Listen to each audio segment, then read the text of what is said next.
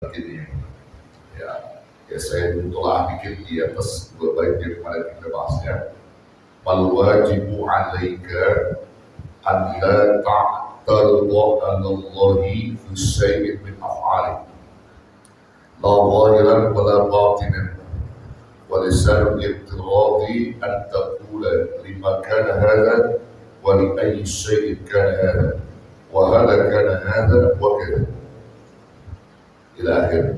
Dia kemarin sampai yang kita bahas itu ya, terakhir itu ya, wal wajibu 'alaika, maka wajib atas kamu anda ta'tarida 'ala Allah, bahwasanya kamu tidaklah menentang kepada Allah bisyai'in min af'ali, dari sesuatu atau pada sesuatu dari segala perbuatan Allah.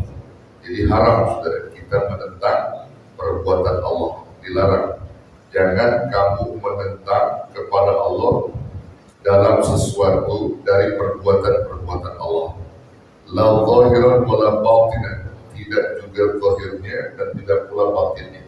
Kalau zahirnya itu artinya menampakkan diri kepada Allah seolah kita tidak terima atas perbuatan Allah, kemudian kita menjauh dari Allah dan kita jauhkan segala perintah-perintahnya. Itu sama aja penentangan diri kepada Allah.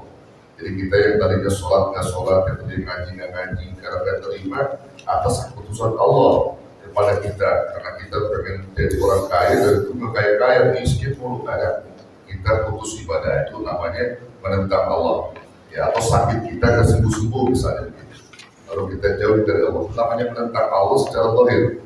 Jadi menampakkan diri kita kepada Allah akan keburukannya ya, termasuk lisan kita di dalam berbicara kasar dengan Allah, berbicara yang sesuatu yang tidak diinginkan Allah atau tidak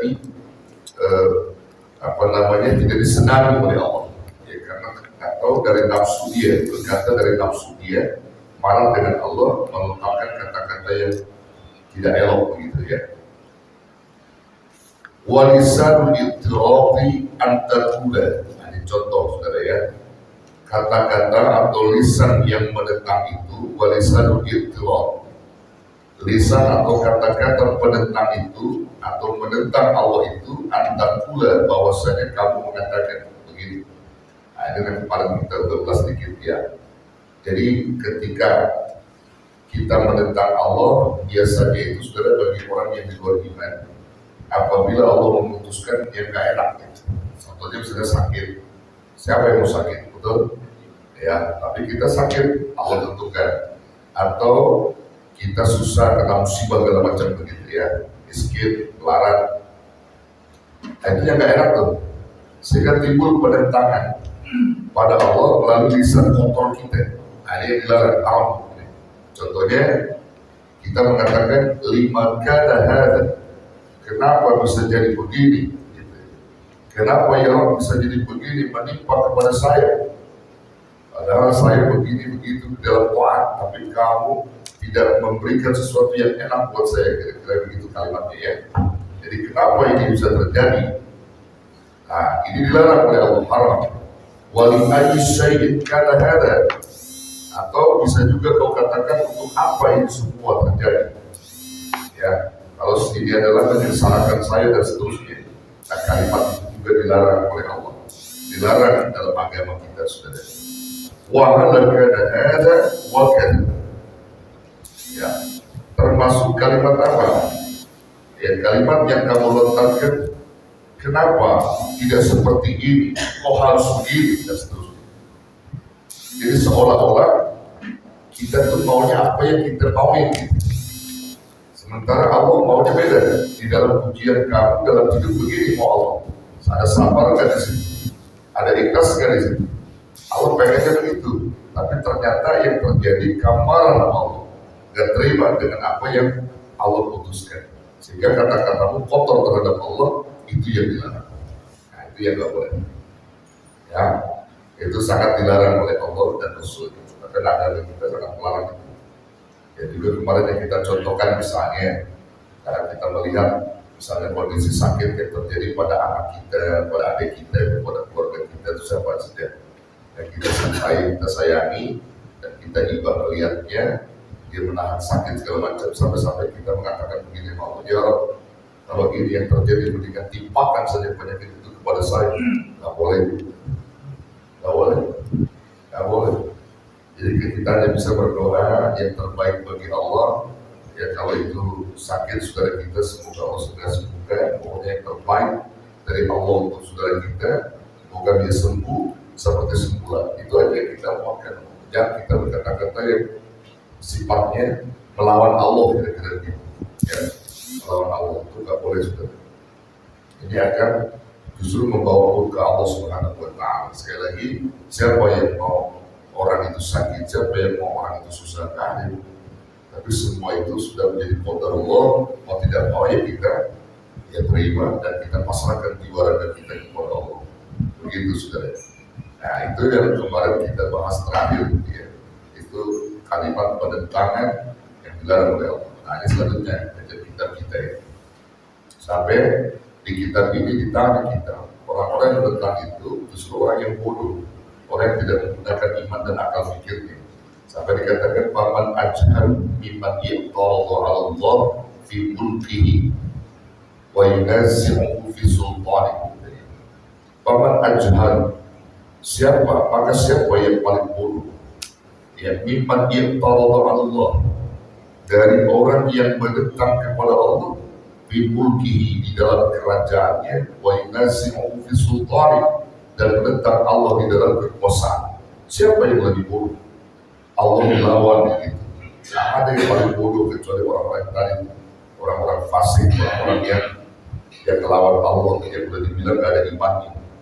Ya, orang beriman tidak seperti itu. Justru mereka orang-orang beriman takut kepada Allah, takut. Jadi dia sampaikan yang baik-baik saja kepada Allah. Suka tidak suka, senang tidak senang, maka dia tetap terima apa yang sudah menjadi keputusan Allah. Namun usaha dan doa tak akan pernah luput dari dia. Usaha tetap, doa tetap dilakukan. Selebihnya dia pasrahkan jiwa raganya kepada Allah akan apa yang menimpa dia. Wa huwa ma'adzalik, dan adalah bersama hal itu ya'lam, dia mengetahui. Ya, maksudnya di sini orang beriman. Annahu ta'ala, bahwasanya Allah Ta'ala wal munfarid bil khalq. Wal munfarid bil khalqi, dia Allah yang menciptakan dengan sendiri, tidak ada bantuan makhluk. Wal amri, dan memerintahkan dengan sendiri. Wal hukmi, dan menentukan hukum dengan sendiri. Wal tadbir, dan mengatur alam semesta ini dengan sendirinya. Tidak ada bantuan lain. Orang beriman meyakini itulah kekuasaan Allah. Tidak ada yang bisa melawan Allah. Siapa yang melawan Allah? Antum melawan antum aja tidak bisa melawan Allah. Betul? Coba melawan ngantuk, ada yang bisa? Nggak ada yang bisa, meskipun dia pakai obat tidur tetap aja ngantuk mengantuk dia nanti.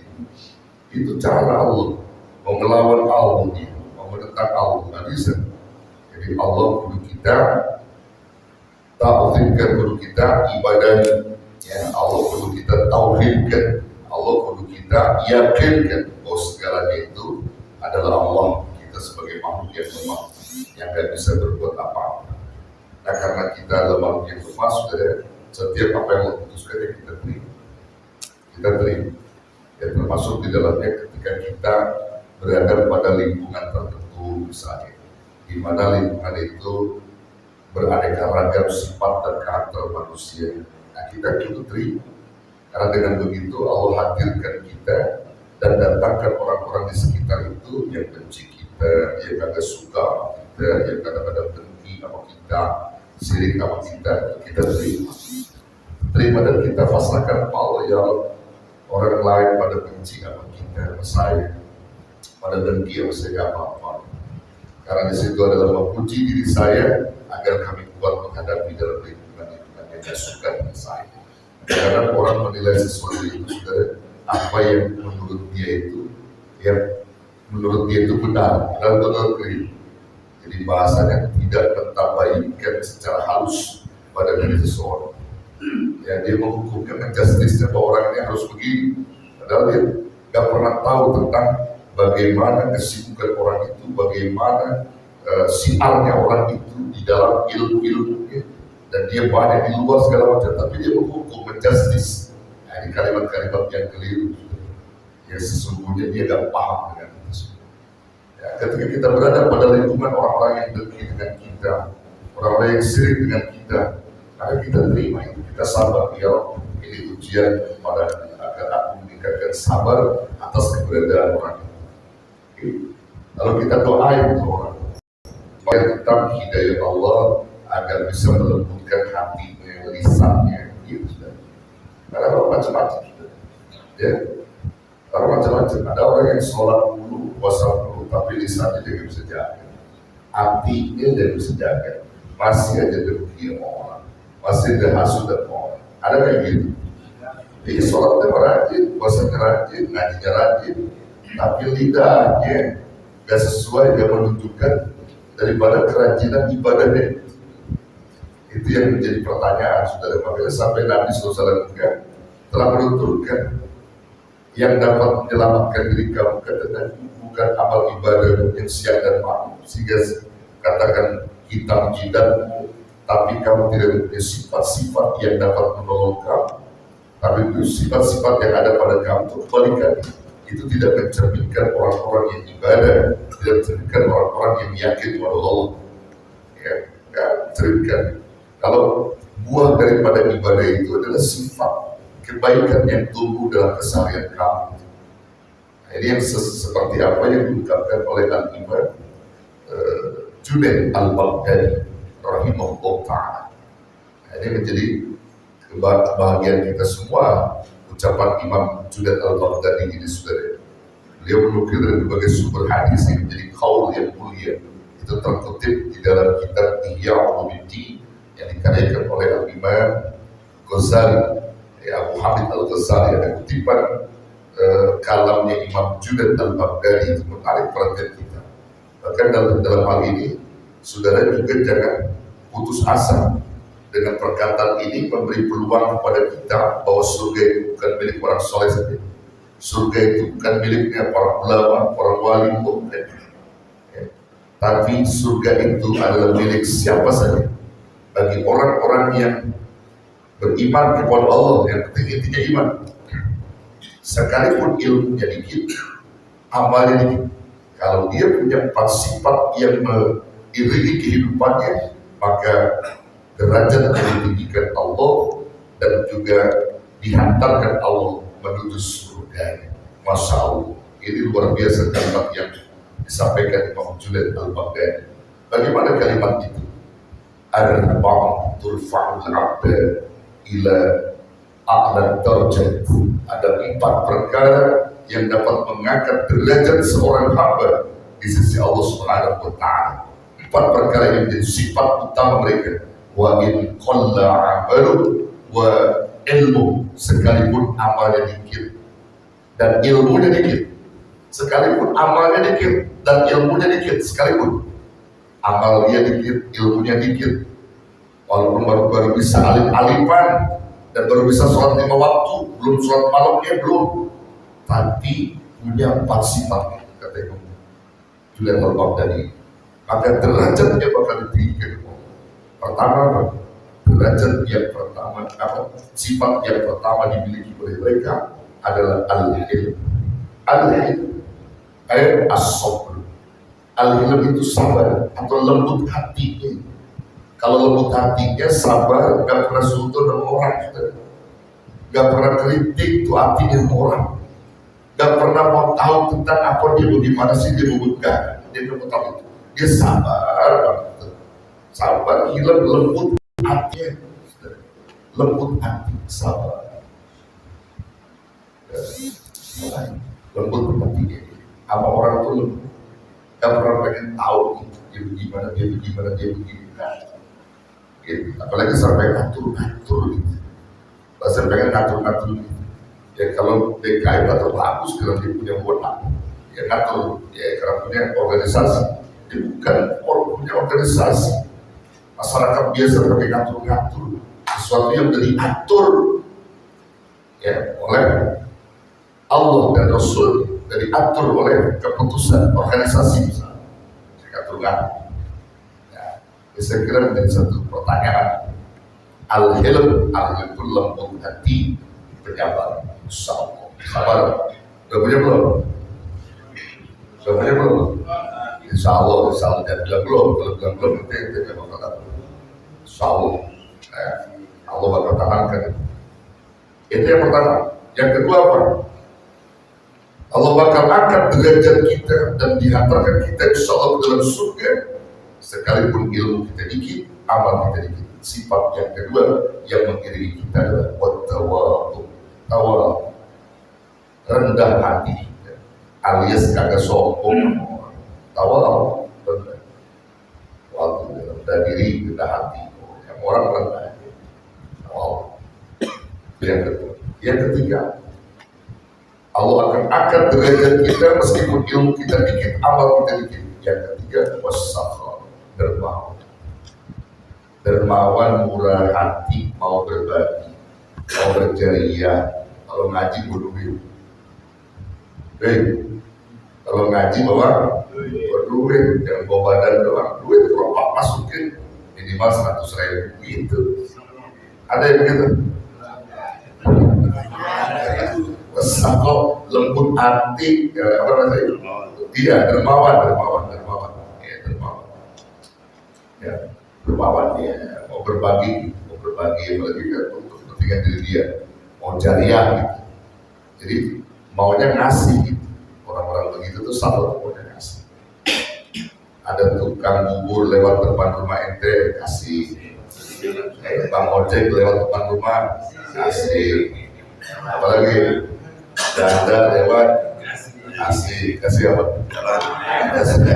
Kasih begitu. Ya begitu. Sakhar, dermawan, mau berbagi. Dan sifat yang keempat ini. Yang keempat menentu. Ya, semuanya perlu ada. Jangan salah satunya semua. Ini penentu juga yang keempat. Yang keempat, Allah bakal angkat keterima juga derajat, bahkan Allah akan hantarkan kamu ke surga. Sekalipun ilmu kamu dikit, amal kamu dikit. Wa husnul khuluq, akhlak mulia, bagus akhlak sama orang tua, akhlak sama guru, akhlak sama tetangga, akhlak sama saudara, akhlak sama lingkungan, bagus akhlak.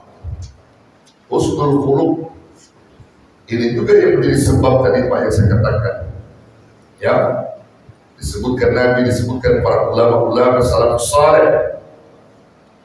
Sekalipun kamu rajin ibadah siang dan malam, ngaji pun tak pernah putus, ya, zikir malam pun tak pernah putus kepada Allah, tapi akhlakmu pecah, maka semua itu tidak berarti di hadapan Allah Subhanahu wa Ta'ala. Rajinnya rajin, bangun malamnya rajin, wapi, artinya keriting sama tetangga, judes sama orang, ya, judes sama orang. Punya prinsip apa, kotor lah begitu kira-kira, ya, alatnya kan bagus sama orang, maka hati-hati begitu. Ini menjadi pertanyaan, gak berbekas di ibadah kamu, gak berbekas sholat kamu, kalau kamu gak mencerminkan Allah. Justru sholat, zikir malam itu sesungguhnya kata Nabi dapat mencerminkan buah daripada ibadah kamu melalui akhlak karim. Jadi akhlak baik. Dan juga yang empat sifat tadi itu semuanya buah ibadah.